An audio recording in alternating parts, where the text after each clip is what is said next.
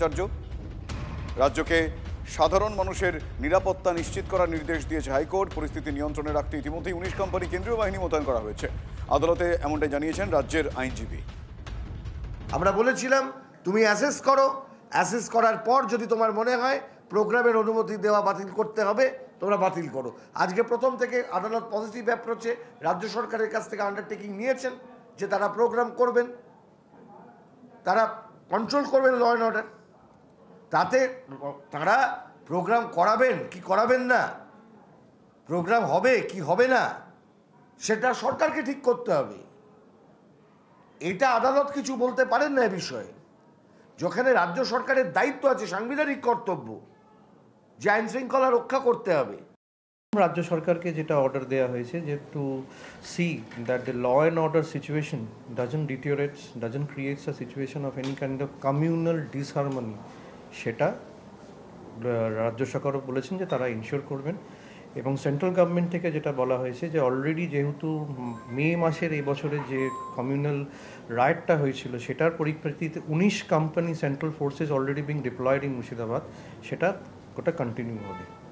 তো ওই পরিপ্রেক্ষিতে আমরা অলরেডি একটা আন্ডারটেকিং দিয়েছি যে আমরা চাই যে সৌহার্দ্য বজায় রেখে কালকের যে শিলান্যাসটি হবে বাবরি মসজিদে সেটা আমরা বজায় রাখব। হাইকোর্টের নির্দেশকে স্বাগত জানিয়েছেন হুমায়ুন কবির। বাবরি মসজিদের শিলান্যাসকে প্রশাসন বাধা দিলে মানবেন না ইঙ্গিত দিয়েছেন তৃণমূলের সাসপেন্ডেড বিধায়ক। তৃণমূল লোক ঢুকে অশান্তি করতে পারে এমনটা আশঙ্কা ভরতপুরের তৃণমূল কংগ্রেস বিধায়ক হুমায়ুন কবিরের। অনারেবল হাইকোর্ট মনে করেছেন যে আমি ন্যায় পথে আছি, আমার অধিকার আছে মসজিদ বানানোর, তাই ওনারা আমাকে তো কোনো, আমি অনারেবল হাইকোর্টের কাছে যতদিন এর আগেও বিচার পেয়েছি, আমি বাহিনী এসছে, আমি স্বাগত জানাচ্ছি। ল অ্যান্ড অর্ডার দেখুক ওনারা। আমি আশা করছি হাইকোর্ট, অনারেবল হাইকোর্ট যখন বলেছে যে আমি কোনো বেআইনি কাজ করছি না, আমি কনস্টিটিউশনকে সামনে রেখে এটা মসজিদ করছি, স্বাভাবিকভাবেই এখানে রাজ্য প্রশাসন আমাকে হেল্প করবে। এবং এছাড়া আমার 2000 ভলেন্টিয়ার থাকবে এই এলাকার। আমার নিজস্ব 10টা ড্রোন ক্যামেরা বেলডাঙ্গা থেকে রেজিনগরের এই এনএইচ তার সংলগ্ন জায়গায় থাকবে কাল সকাল থেকে। ড্রোন ক্যামেরাতে সব কে কি করছে, কে আইন ভাঙছে না কে ওখানে কনস্টিটিউশনসি করছে, কেউ ভেতরে লোক ঢুকিয়ে দিয়ে এখানে গন্ডগোল লাগার, তাকে বাড়ি থেকে ধরে নিয়ে আসবে। হ্যাঁ, এখানে তৃণমূলের অনেক খেলা আছে। অনুষ্ঠান করতে না বলার কোনো প্রশ্নই নেই। যদি বলে সেটা ইগনোর করব। যে কোনো জায়গাকে বাবরি মসজিদ বললেই সেটা বাবরি মসজিদ হয়ে যায় না। বাবরি মসজিদ একটাই, ভারতবর্ষের সংখ্যালঘুদের আস্থা ও বিশ্বাসের কেন্দ্রস্থল। বরং এটা করে হুমায়ুন যেটা করছেন, সংখ্যালঘুদের সেই আস্থা এবং বিশ্বাসে আঘাত দিচ্ছেন। স্বাভাবিকভাবে আমরা কখনোই চাইব না এটা নিয়ে কোনো অপ্রীতিকর পরিস্থিতির তৈরি হোক। তার জন্য যদি কেন্দ্রীয় বাহিনীও মোতায়েন হয়, তো কেন্দ্রীয় সরকারের বাহিনী, তো আমরা চাইব যাতে শান্তি এবং সৌহার্দ্যের বাতাবরণ সেটা বজায় থাকে। তার জন্য রাজ্য সরকার যা যা প্রিভেন্টিভ মেজার নেওয়ার নিয়েছে। ছুঁচো মেরে হাতগন্ধ করার রাজনীতি আমাদের করার প্রয়োজন নেই। হুমায়ুন কবিরের বিদ্রোহী হওয়ার পিছনে বিজেপির উস্কানি। গতকালই অভিযোগ তুলেছিলেন ফিরহাদ হাকিম স্বয়ং। এদিন আরও একবার সেই অভিযোগ তুলল তৃণমূল কংগ্রেস, পাল্টা আবার জবাবও দিল বিজেপি। ওনার বাড়ি হচ্ছে রেজিনগর, তার বিধানসভা ভরতপুর। তো রেজিনগর, ভরতপুর কোথাওই মসজিদ না করে হঠাৎ করে বেলডাঙ্গায় কেন মসজিদ করার উদ্যোগ নিতে হলো?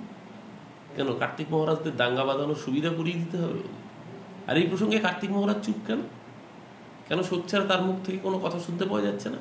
আসলে সব ওই মৌলবাদরা গুয়ের এপিট আর ওপিট, সেটা হিন্দু মৌলবাদ হোক কার্তিক মহারাজদের বা মুসলমান মৌলবাদ হোক এই হুমায়ুন কবিরদের। মৌলবাদীদের জন্য একটাই রাস্তা, আবর্জনার আস্তাকুর।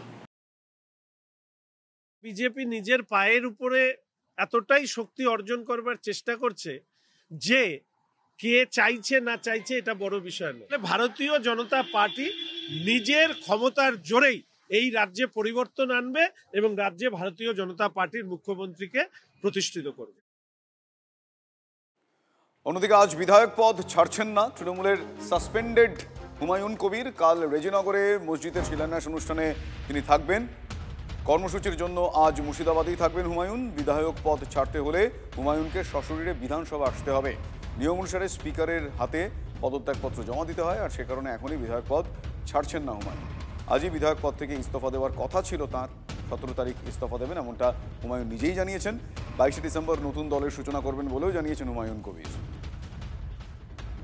দলের কিছুতে নেই, আমি দল তো সাসপেন্ড করেছে, দলের কিছুতে নাই। একটা বুথের মেম্বারশিপ আছে, ওই পার্থ চট্টোপাধ্যায় 2012 সালের 20 নভেম্বর দিয়েছিল, ওই 10 টাকার টোকন একটা পার্টি মেম্বার, তো ওটা আমি ছিঁড়ে ফেলে দিয়েছি, কালকেই রাত্রে ছিঁড়ে ফেলে দিয়েছি। ওটার জন্য আর কিছু আমার দরকার নেই। আর বিধায়ক পদ 17 তারিখে যাব। আমার সঙ্গে 12 জন বিজেপির এমএলএ আছে আমার কমিটিতে। আমি একটা পিএলডি কমিটির চেয়ারম্যান আছি বিধানসভায়। সেই কমিটিতে আমি সহ 8 জন টিএমসির আর 12 জন বিজেপির এমএলএ আছে। তাদের অর্থনৈতিক ক্ষতি হয়ে যাবে আমি যদি কাল বা পরশু রিজাইন করে দিই, কারণ আমাকে ওই মিটিংটা করতে হবে। স্পিকার সাহেবের সাথে যোগাযোগ করব, যদি উনি নিচে থাকেন।